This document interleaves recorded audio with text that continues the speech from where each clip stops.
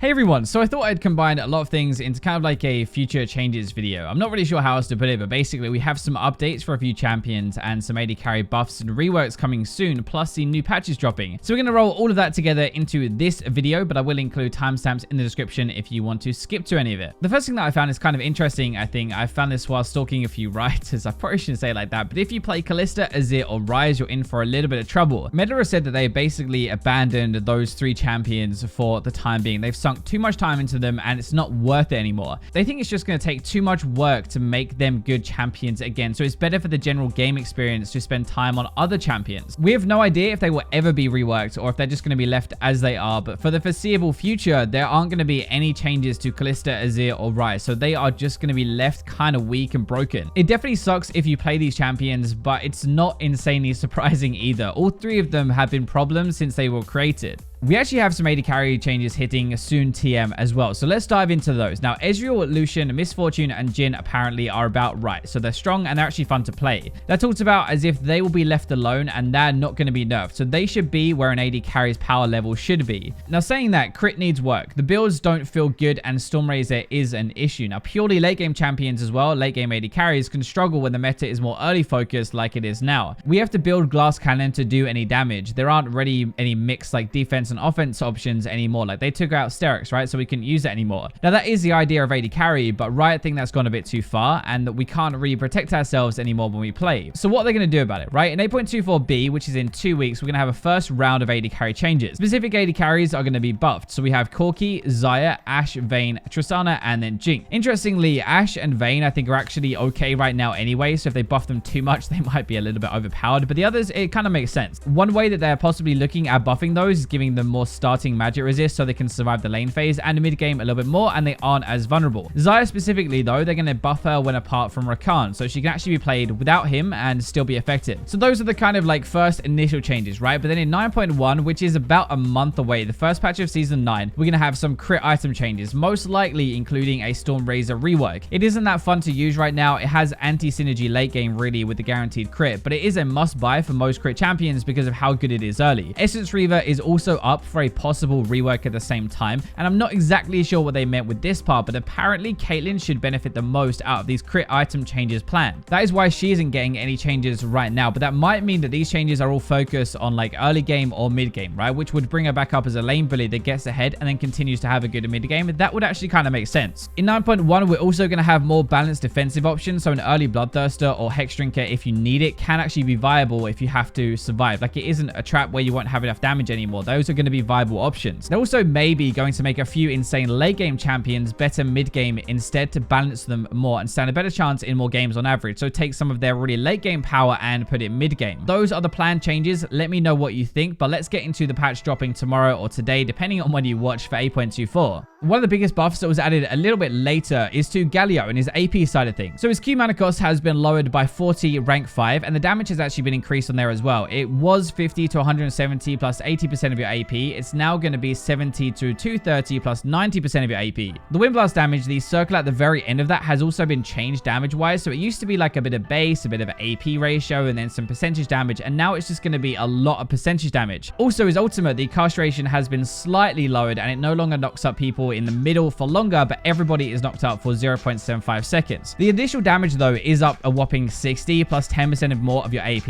and that is a lot for your primary damage spell that you're going to max out first. The percentage damage does lose its base damage, but the percentage is a lot better now as well. So if Galio gets like 500 AP in a game, that is going to be about 25% of somebody's health bar gone over 1.5 seconds, and that is a lot of damage. That is also AoE damage at the same time, so imagine hitting it on more than one person, and that is not including the 230 damage from the first part either. The really cool thing about this though is it should massively improve his wave clear, his farming, his ability to go clear chickens, I bet as well, for even more gold in the jungle. The ultimate change doesn't really seem like that bad of a thing either. I think most of the difference you're going to see in 8.24 will come from the Q damage. You have to remember as well, I say this all the time, but mages were nerfed a little while ago to have their wave clear lowered. With these changes for Galio now, he's going to be able to spam his Q more with the lower mana cost and it will do more damage. That's actually really good. He can push and contain a mage a lot more. So he's kind of like an anti-mage mage again. There are 2 more new changes. Jax is having the on-hit damage from his ultimate reduced, especially at later ranks. So like rank 3 is down quite a lot. It's making this late game damage that he has worse without messing with like his mid game or anything before that. Basically, there's just more chance to win versus Jax when you get super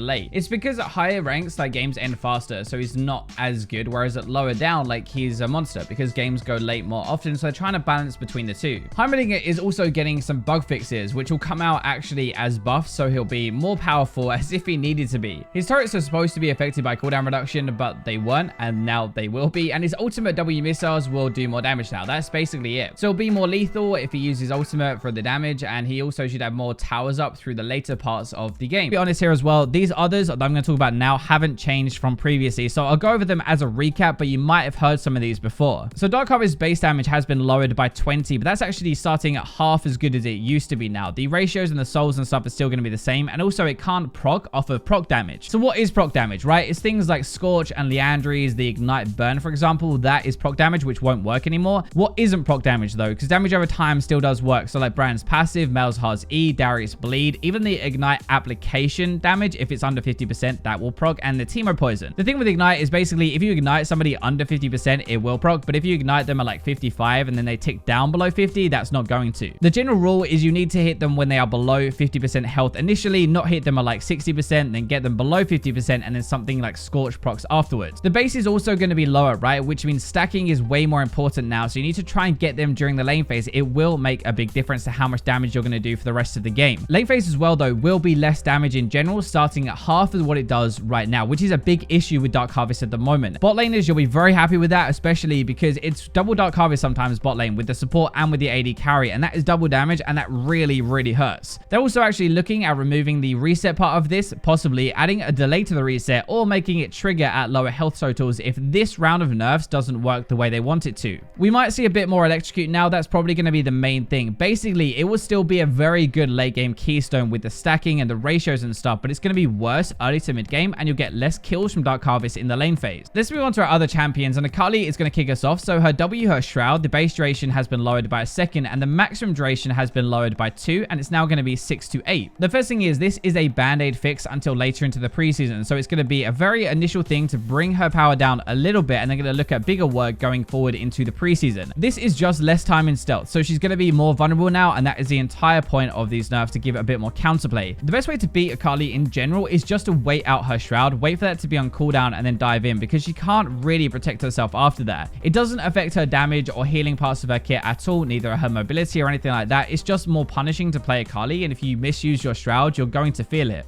Another change is to Aatrox. So his Q actually would do 10% bonus damage to monsters in the jungle, and they're going to completely remove that, so it's not there anymore at all. Smite mid Aatrox is a big thing in Korea at the moment, by the way, if you didn't know that. They basically push the mid lane wave, and then they go farm Raptors and get a massive CS and experience lead, which then kind of carries over into the rest of the game. Jungle Aatrox is actually also very popular in Korea. It's there for the clear speed and the damage that it brings. It's a really good duelist, and it just basically kills everything. You still probably could do it if you want to, but you're going to be a little bit slower now, so try and contain the Aatrox a little bit more. So basically, if you're just going to be mid lane, you're probably not going to be able to farm the jungle as much, and if you're a jungle Aatrox, you're going to be a bit slower in the jungle, and you won't be able to gank as much. The second buff, the only other one that we have of this patch, is to Alawi. So her E cooldown has been lowered by 4 seconds rank 1. It's going to start 16 to 12 now, and then her ultimate cooldown has also been lowered at later ranks. Alawi is supposed to be a lane bully who should be pretty decent in this meta, to be fair, because she's going to get some tower plays after winning her lane and get more gold. Late game, her ultimate will definitely be up pretty much every single fight now whenever you want to go for it, especially if you build some cooldown reduction. So that is a really good part, because it is obviously very key to her kit. You can maybe pressure side lanes a bit more, but she doesn't normally scale that well into late game anyway, so I don't really see how buffing late game is going to work. Her E is the main way to trade though, and to win lane and to bully and stuff at the same time. So this is where her damage comes from in the lane phase. Having that more is obviously going to be better, right? And also it's a way to proc Kleptomancy if timed properly. I'm pretty sure you can get the full 6 stacks from just 1 E.